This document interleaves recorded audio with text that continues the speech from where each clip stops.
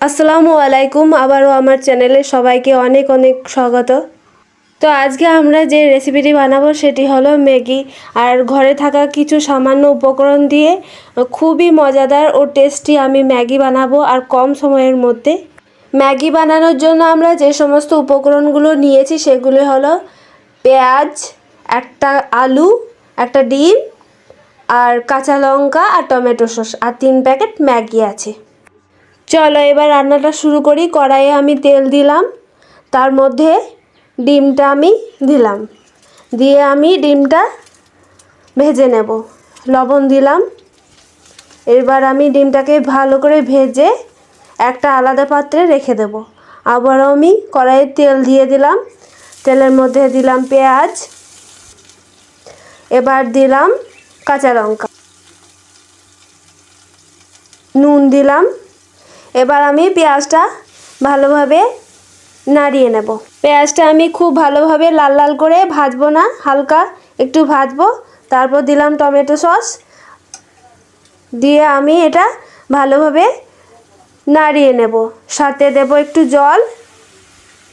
2 minute এটা ফুটতে থাক।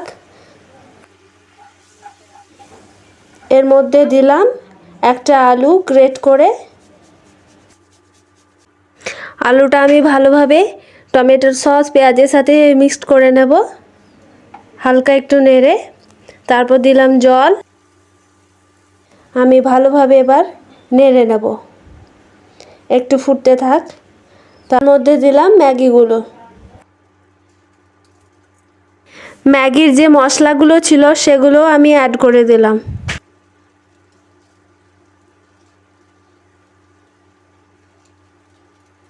এবার আমি 3 বাটি জল দিয়ে দিলাম।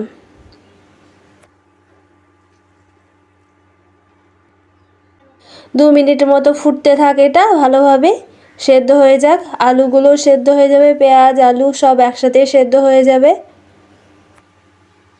এবার আমি আলাদা করে যে তুলে রেখেছিলাম ডিমটা, সেটা আমি অ্যাড করে দিলাম। দিয়ে আমি 1 মিনিটের মতো ফুটিয়ে নেব, সাথে ভালোভাবে ডিমগুলো আমি মিক্সড করে নেব। আমাদের ম্যাগি রেডি।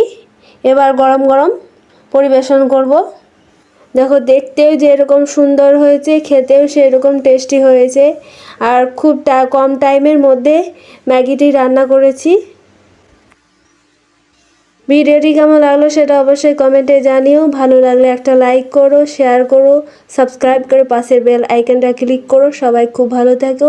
দেখা হচ্ছে পরবর্তী ভিডিওতে। এখনকার মতো টাটা।